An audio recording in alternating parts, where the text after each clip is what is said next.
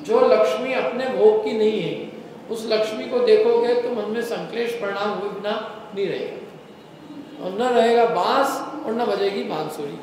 इसलिए उन्होंने ब्रह्मचर्य व्रत का पालन करने के लिए पांचों इंद्रियों के विषयों का त्याग एकदम दूर से कराया कि भाई तुम्हारे को न स्पर्शन इंद्री का विषय होगा, न रसना इंद्री का, न घ्राण का, न चक्षु का, न कर्ण का। जब देखोगे ही नहीं, परिस्त्री को देखोगे ही नहीं, तो परिस्त्री में राग उत्पन्न होने का सवाल ही नहीं उठता।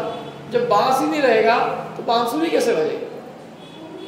और दूसरी बात, संस्कार जो होता है ना, संस्कार सजाना वजाना, ये सजाना होता है अपने पुरुष के लिए अथवा अपनी स्त्री के लिए। यदि सचमुच उसका व्रत है और सचमुच उसने विवाह किया है और पर पुरुष का और पर स्त्री के राग का त्याग किया है, तो वो पर पुरुष के लिए नहीं सज सकती। अब ये स्थिति होती है कि अपन अपने घरों में देखते हैं तो अपने घरों में अपनी पत्नी एकदम घर में घुसेगी और बिल्कुल फटी टूटी साड़ी पहन के घुस जाएगी काम में, और बाहर निकलेगी तो अच्छी 5-7 हज़ार रुपये की साड़ी। तो साड़ी किसके लिए? घर वाले को 400 रुपये की, बाहर वाले को 4000 की। किसके लिए सजना है ये तो बताओ। अंदर में कहीं ना कहीं राग भाव। पुराणों में तो आता है कि जो स्त्रियां थी वो अपने पति के लिए सजती थी। अब आजकल पति के लिए तो कोई नहीं सजता है। पति को तो ऐसा लगता है जैसे घर में कोई बर्तन वाली हो काम आती, क्योंकि वो भी ऐसे कपड़े पहन के रहती है।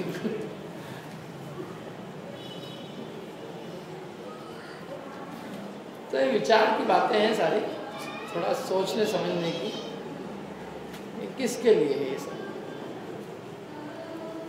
और हो तो भी एक सीमा में हो।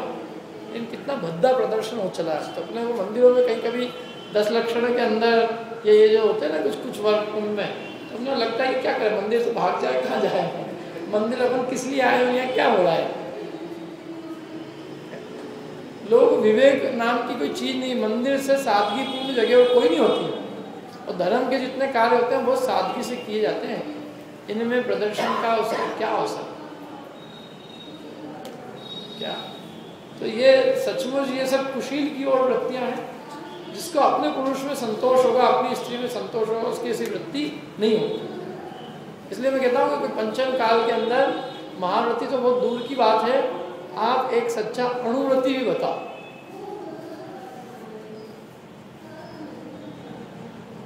क्या इसके इतना भी नियम है? रावण जैसा आदमी भी मिलना मुश्किल है। रावण के परिस्थिति त्याग का नियम था। 15 दिन तक सीता उसके घर में रही, लेकिन उसका मतलब परिणाम बिगड़ा हो, लेकिन उसने उसका स्पर्श नहीं किया। सीता की अग्नि परीक्षा ने उसको सिद्ध किया। तो इसलिए अंतरंग परिणाम उसकी प्रतिज्ञा ली, दृढ़ थी प्रतिज्ञा। अनंत वीर केवली के समक्ष उसने प्रतिज्ञा ली थी कि जो परिस्थिति मुझे नहीं चाहेगी मैं उसका सेवन नहीं करूँगा। बराबर निभाई उसने, उस प्रतिज्ञा को उसने नहीं भंग किया। तो ये विवाह तो है प्रतिज्ञा का नाम। हम देवशास्त्र गुरु की साक्षी में नियम ले रहे हैं, और इसलिए उसका नाम दिया भी है कहीं कहीं स्वदार संतोष व्रत। स्वदार माने अपनी पत्नी में संतोष रखने का ये है व्रत, और पत्नी के लिए स्वदारा माने अपने पति में संतोष रखने का ये नियम। और फिर इसके अतिचार वगैरह है। इसके अतिचार है जैसे दूसरे के बच्चे बच्चियों का विवाह कराना। ये अपने बच्चे बच्चियों को छोड़कर दूसरे के बच्चे बच्चियों का विवाह कराना, ये ब्रह्मचर्य का अतिचार है। क्योंकि कौन से बहुत अच्छे काम करा रहे हो तुम उसको, तुमने तो जो काम किया सब किया, तो दूसरे के कराने तो तुम्हें क्या लगाना? तुम अपने बच्चे बच्ची की कराओ, तुमको करना है। फालतू में दूसरे के अंदर इसमें बीच में काम करने में क्या करना, सेंस क्या है? फोकट के जो है जिसको कहते हैं ब्रोकर बनना, और कुछ बिगड़ जाए तो वो सबसे पहले आदमी तुमको याद करेगा, किसने कराई थी, फलाने लगा। फटे में पाँव डालना। और फिर भी यदि बहुत कुछ हो तो अपने ब्लड के रिलेशन हो, अपना बहुत निकट का कोई परिचित हो, उसकी एक अलग बात है। लेकिन जान करके जबरदस्ती किसी को सलाह देना, मंदिर में आए कोई तो व्यक्ति, हाँ ये पड़ोसी के लिए बहुत बढ़िया, तो पड़ोसी गया एक तरफ, तेरे क्या लेना देना उससे। पर विवाह करना ही अतिचार है। अनंग क्रीड़ा, विटप त्रिपुल तृषा इत्यादि का गमन में सब अतिचार है। ये जैसे स्त्री के पुरुष के वस्त्र पहनना, पुरुष को स्त्री के वस्त्र पहनना, ये सब अतिचार है। इत्वरी का गमनम, जो स्त्री का व्यवहार ठीक नहीं हो, ये भी चाहिए, उससे संबंध रखना, उससे मेल मिलाप बढ़ाना, है कि नहीं? उसके ऐसे ही पर स्त्री पर पुरुष के कि कोई भी इनकी शैया वगैरह है, उनकी किसी भी चीज़ का उपयोग करना, एकांत में वार्तालाप करना, ये सब ब्रह्मचर्य के दोष है। क्योंकि जिनवाणी में इसके लिए बहुत सावधानी रखने की सलाह दी गई है। कहते हैं कि अग्नि कितनी अच्छी है, मक्खन कितने अच्छा हो, घी कितनी अच्छी क्वालिटी का हो, लेकिन वो अग्नि के संपर्क में आएगा तो पिघले बिना नहीं रहेगा। इसलिए वो अच्छा ही है कि उस संपर्क से ही दूर रहे, संपर्क से दूर रहेगा, उसके मन में परिणाम में कभी कोई विकार आएगा ही नहीं, निराकुल रहेगा। और विकार आएगा, आकुलता उत्पन्न होगी, दुख होगा। तो एक जैसे ही रोग है, ये रोग उत्पन्न ही नहीं हो तो बहुत बढ़िया है, रोग उत्पन्न होने के बाद में उसका शमन करना वो तो कोई अच्छी बात नहीं है ना।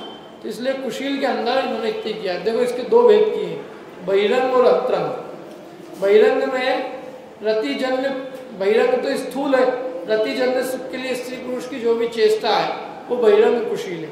और अंतरंग क्या है? अंतरंग में निश्चय से देखा जाए तो आत्मा में लीनता का अभाव ही अब्रह्म है। देखो पर से रमने का भाव अब्रह्म है, और पर में न केवल स्त्री आती है, ये देह में भी जो रमना है, देह में अपनापन है, ये सब अब्रह्म ही। किसी भी पर में रमना अब्रह्म है। अपन ने अभी इस तरह से समझा कि पर स्त्री में रमने का भाव अब्रह्म है, लेकिन अपनी आत्मा को छोड़कर किसी भी पर पदार्थ में रमना यह ब्रह्म है। क्योंकि ब्रह्मचर्य जो धर्म है वो मोक्ष का कारण है। ब्रह्म माने होता है अपनी आत्मा, चर्य माने चर्या, लीनता करना, अपनी आत्मा में लीनता करना, वो असली ब्रह्मचर्य है। और अपनी आत्मा में लीनता करने में जो असली निश्चय ब्रह्मचर्य है, उसके पालन के लिए व्यवहार ब्रह्मचर्य। कि अभी जब तक तेरे को परिस्थिति का ही राग नहीं टूटा है तो अपने शरीर का क्या राग छूटेगा? जिस पुरुष का इतनी परस्थूल वस्तु है उसमें राग नहीं जा रहा है, तो जो बिल्कुल निकट की राग है, निकट की वस्तु है, उसका राग कैसे छूटेगा? तो इसलिए ये निश्चय ब्रह्मचर्य के लिए व्यवहार ब्रह्मचर्य आवश्यक है। जिसके व्यवहार ब्रह्मचर्य का पालन नहीं है, उसके निश्चय ब्रह्मचर्य माने अपनी आत्मा की लीनता रूप ब्रह्मचर्य तीन काल में संभव नहीं। और व्यवहार ब्रह्मचर्य का पालन करके कोई ये समझे कि मैंने निश्चय ब्रह्मचर्य की प्राप्ति कर ली है, तो आचार्य कहते हैं बात नहीं है। वास्तव में अपनी आत्मा से प्रेम होगा, अपनी आत्मा में लीनता होगी, असली ब्रह्मचर्य तो तभी होगा। और अपनी आत्मा में लीनता के लिए बाधक केवल स्त्री नहीं है, अपनी आत्मा में लीनता के लिए बाधक पांचों इंद्रिय के विषय है। और यही कारण है कि ब्रह्मचर्य व्रत में पांचों इंद्रियों के विषयों का त्याग कराया जाता है। अब देखो आगे लिखिए, ब्रह्मचर्य व्रत की 5 भावनाएं हैं और पांचों भावनाओं में इंद्रिय विषयों का त्याग है।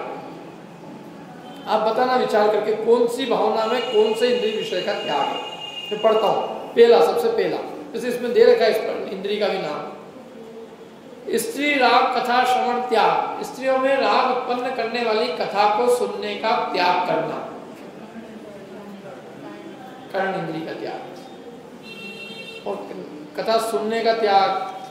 इसके बाद में स्त्रियों के मनोरंगों के निरीक्षण का त्याग। इसमें कौन सी इंद्रिय का त्याग हुआ? चक्षु इंद्रिय। भोगे जो भोग पहले, पूर्व में भोगे हुए भोगों का स्मरण का त्याग, वे मन का त्याग। गरिष्ठ रसों का, गरिष्ठ रस मैंने खूब गरिष्ठ रस, दाल बाटी चूरमा मालवा का भोग खा के सो जाया तो ये गरिष्ठ रस है। तो गरिष्ठ रस जो इंद्रियों में विकार उत्पन्न करने का हेतु है।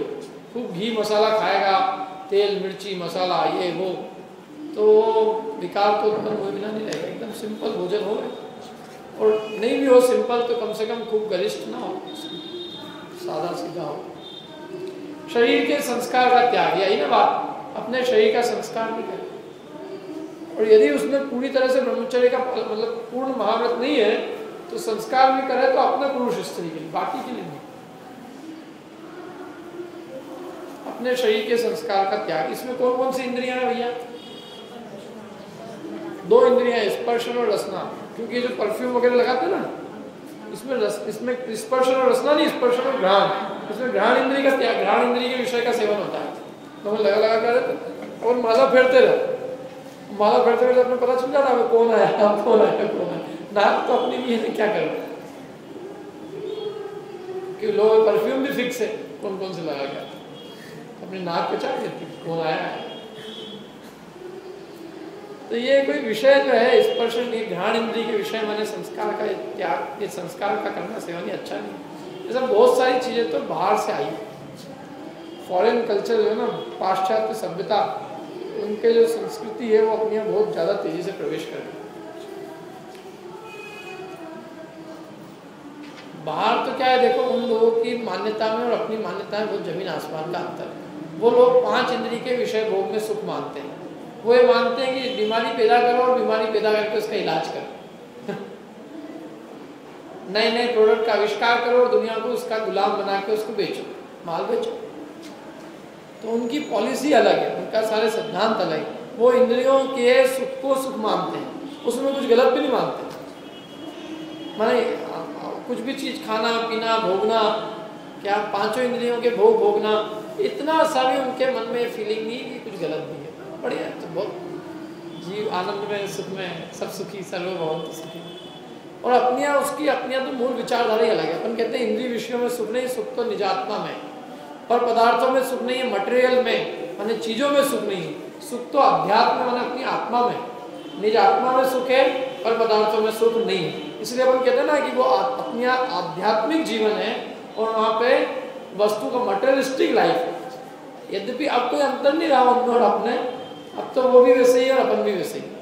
लेकिन उनकी इन धारणाओं के कारण वो तो 5 इंद्रिय के विषय भोग भोगते हैं। और इसलिए जितने भी सुगंधित पदार्थ हैं ये वो लोग अधिकांश सेवन करते, मतलब अधिकांश जो है उसका उपयोग वो लोग करते हैं। आज से 20-25 साल पहले तक मैंने नहीं देखा कि हर आदमी मंदिर में आ रहा हो तो परफ्यूम लगा के छिड़क के आ रहा हो। तो अभी अभी धीरे धीरे चलन चल पड़ा, कलोन और डिओड्रेंट और क्या क्या चलती है। मैंने कहा सब मैं अमेरिका में देखता था, वहाँ वो बीमारी में यहाँ किया, मैंने क्या सोच के आया लोग क्या कर रहे हैं। ये तो उससे भी आगे बढ़ रहे हैं 2 कदम हैं। साबुन से देखो आपसे जो बन सकता है, वैसे तो ये साबुन वाबुन भी जितनी चीज़ें होती है ये अपने शरीर की चमड़ी के लिए नुकसानप्रद होती है। नहाना हो तो मिट्टी आती है, मुल्तानी मिट्टी, नहा लो सारा। लेकिन आपसे होएगा नहीं, हो जितना हो उतना ही कर लो। कम से कम परफ्यूम कलोन वगैरह का जो सुगंधित पदार्थ है, इनके निमित्त से बहुत जीवों की हिंसा होती है। इन चीज़ों का उपयोग मत करना है। शराब था उसमें, शराब सारे परफ्यूम में अल्कोहल होती है लगभग सारे।